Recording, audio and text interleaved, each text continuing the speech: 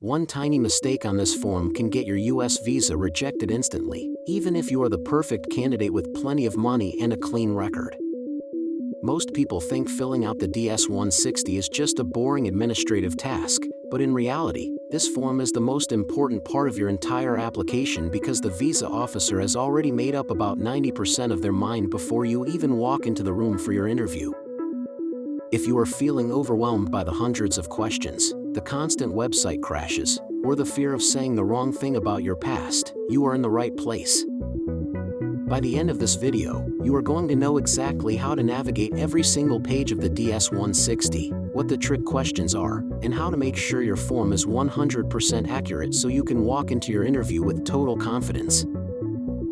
We are going to break down the technical glitches, the social media requirements, and the specific ways you should describe your job to make the best impression. Before you even open the website, we need to talk about your survival kit. If you start this form without having your documents sitting right next to you, I promise you will get frustrated and quit within 10 minutes. The website used by the US government for this form is notorious for timing out. If you stop moving your mouse for 20 minutes, it kicks you out and deletes everything you haven't saved. It is incredibly annoying, so let's prevent that. First, you need your current passport. Make sure it has at least 6 months of validity left from the date you plan to enter the US. If it expires sooner than that, go get a new one before you fill this out. You also need your travel itinerary if you have one. You don't need to buy a plane ticket yet. In fact, the Department of State tells you not to buy a ticket until you have the visa, but you should have a general idea of when you want to go and where you want to stay. You are also going to need your national ID number if your country issues one, your previous US visas if you've ever had them, and a digital photo that meets the requirements. The photo is usually where people get stuck. It needs to be a square, 2-inch by 2-inch photo on a white background. No glasses, no hats, and no huge smiles. Just a neutral face. If you have a digital file from a photo studio, that is best. Now, go to the Consular Electronic Application Center website.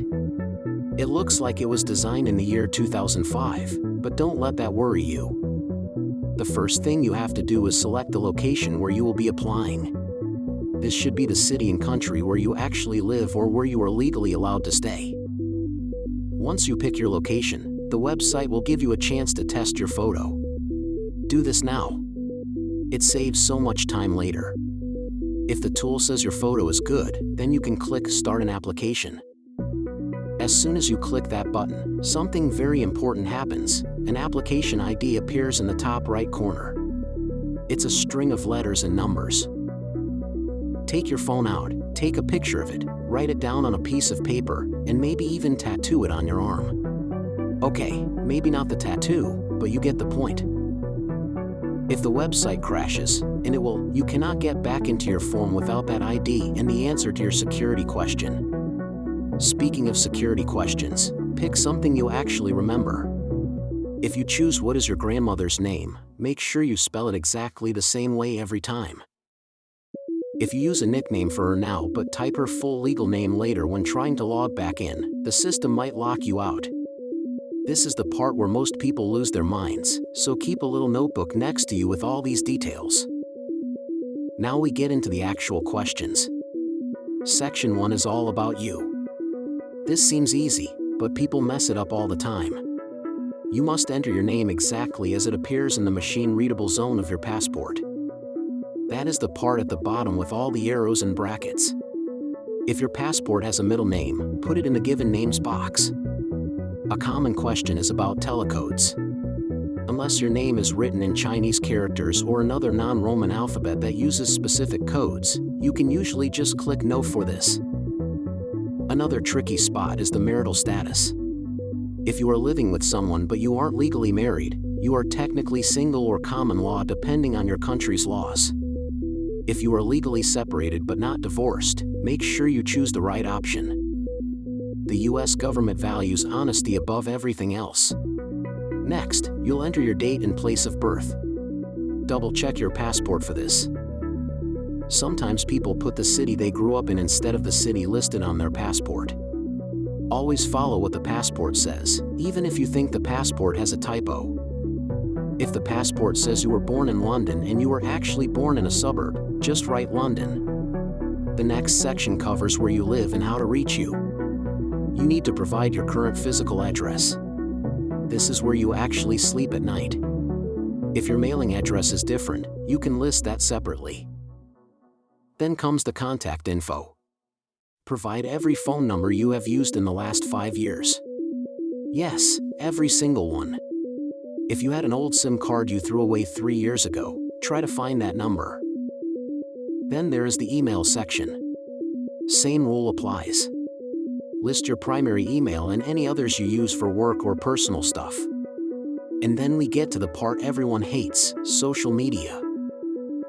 The US government now asks for your handles or usernames for platforms like Facebook, Instagram, Twitter, now X, and LinkedIn for the last 5 years. You don't need to give them your passwords, never give anyone your passwords, but you do need to list the handles. They want to see if your public persona matches the story you are telling on the visa application. If you claim to be a humble monk but your Instagram is full of photos of you throwing money around in clubs, that might raise a red flag. Just be honest and list them all. If you don't use social media, you can select none, but don't lie.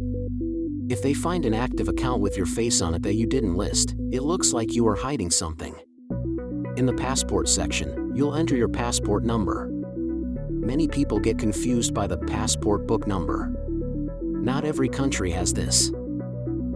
If you are from a country like India or Mexico, look at your passport carefully. If there is a small number on the side of the photo page that is different from your passport number, that might be it. If you can't find one, just click Does Not Apply. It is a very common answer, so don't panic. When it asks for your travel plans, you have 2 choices. You have specific plans or you don't. I usually recommend having a general plan even if you haven't booked anything. Pick a date about 3 or 4 months in the future. For the address where you will stay, if you don't have a friend's house, just look up a decent hotel in the city you want to visit and put their address. They just want to see that you've thought this through. One of the most important questions here is person/entity paying for your trip. If you are paying for yourself, that's great. If your company or a relative is paying, you have to provide their contact information. If you say you earn $500 a month but the trip costs $5,000 and you are paying for it yourself, the officer is going to be very suspicious about where that money came from. Now we hit the section that causes the most stress, your travel history. The form will ask if you have ever been to the US before. If you have, you need to provide the dates of your last 5 visits. If you stayed longer than you were supposed to, even by 1 day, you must be honest about it. The real challenge part of this script is the question, have you ever been refused a US visa? This is where people start sweating. Many think that if they say yes, they will never get a visa again. That is not true. What will get you banned is saying no when the answer is actually yes. The US government has a massive database. They know if you were rejected in 1994 in a completely different city. If you were refused before, just click yes and provide a brief, factual explanation. Something like, I was refused a B1/B2 visa in November 2018 in Bogota. The officer determined I did not have strong enough ties to my home country at that time. Since then, I have completed my degree and started a permanent job. This shows you are honest and that your situation has changed. Honesty builds trust, and trust is the currency of visa interviews. The form will ask for a point of contact in the US. If you don't know anyone, don't make someone up. You can put the name of the hotel you plan to stay at and their phone number. If you do have a friend or relative, put their name down. Then comes the family section. You need your parents' names and birth dates. Even if your parents are deceased, you still have to fill this out. If you don't know their birth dates, you can check Do Not Know, but try your best to find out. A big question is, do you have any immediate relatives in the US? Immediate relatives mean your spouse, children, parents, or siblings. If you have a brother living in New York, list him. Some people think hiding a relative in the US makes it look like they are less likely to stay there, but if the government finds out you have a brother who is a US citizen and you didn't mention him, you are in big trouble for fraud. Again, the goal here is to be an open book. This is the section where you prove your strong ties to your home country.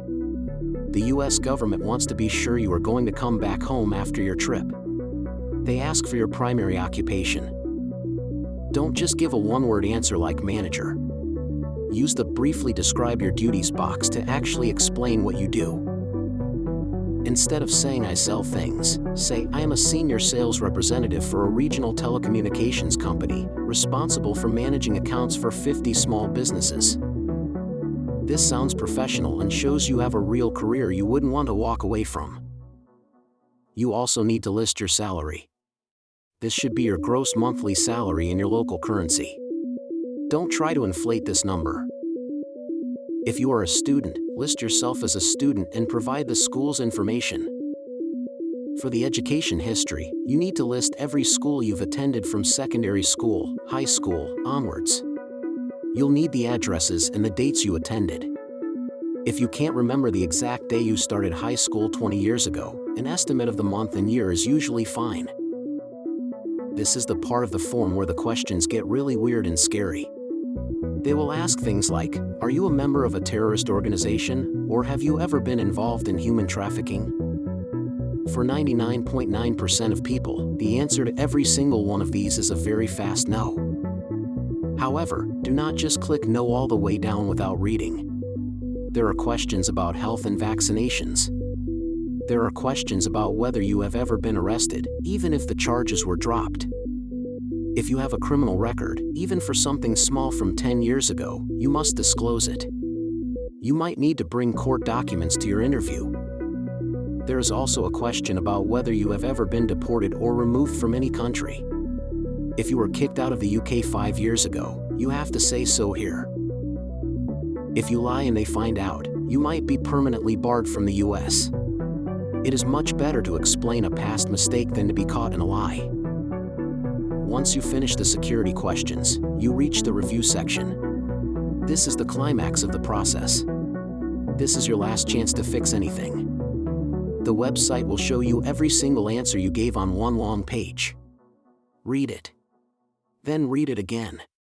Then have a friend read it. Check for typos in your passport number. Check the spelling of your name. Check the dates. A simple typo like 2022 instead of 1992 for your birth year can cause a massive headache at the embassy.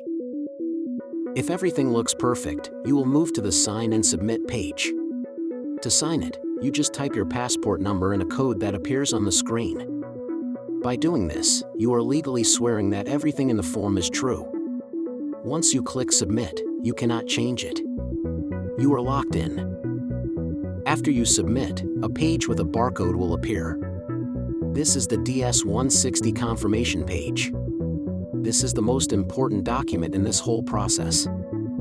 You do not need to print the entire 20-page application, but you must print this confirmation page. I recommend emailing a PDF version of it to yourself and printing 2 physical copies. You need to bring this exact page to your fingerprint appointment in your visa interview. Without this barcode, they won't even let you in the building. The confirmation page also has a summary of the location you chose. Make sure it matches the embassy or consulate where you actually scheduled your appointment. If you submitted the form for London but booked an appointment in Paris, you might have to fill out a whole new form. Filling out the DS-160 is a test of patience, more than anything else. It's designed to be thorough because the US takes its border security very seriously. But if you take it one step at a time, keep your documents ready, and tell the truth, it's not as scary as it seems. Remember that the form is your first chance to tell your story to the visa officer. If the form is clean, professional, and honest, you've already done the hardest part of the work. Just stay calm, keep saving your work every few minutes, and double-check those numbers. You've got this. If you found this step-by-step breakdown helpful, make sure to check out my next video where I walk you through exactly what to say during the actual visa interview to increase your chances of approval.